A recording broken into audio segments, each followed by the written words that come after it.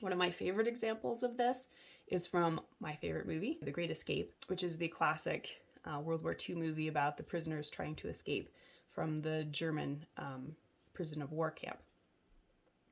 And usually when people think about this movie, if you're familiar with it, they think of it as a Steve McQueen movie.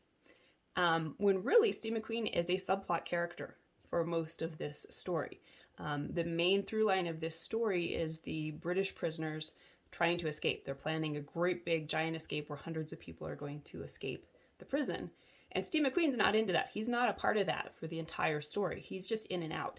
Like, he's doing his own thing. His entire story pretty much consists of him trying to escape, getting caught, getting thrown into the cooler, getting out, trying to escape again. Now, this is an integral subplot because what he's doing throughout the movie does actually become important to the main plot line by the time we reach the third act. So it is integral to what's happening. It's not just an extraneous vehicle for Steve McQueen to do his thing throughout this random movie. But the other thing to recognize, and I think one of the points of brilliance in this movie, is that if you look at the structure, Steve McQueen shows up at every single plot point, and that's about the only time he shows up until the third act.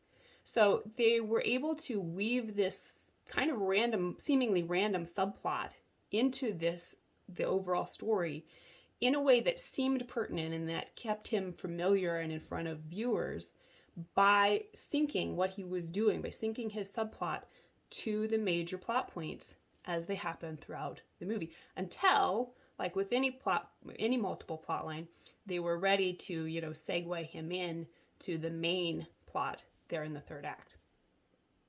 So that's just something to think about as you're considering subplots.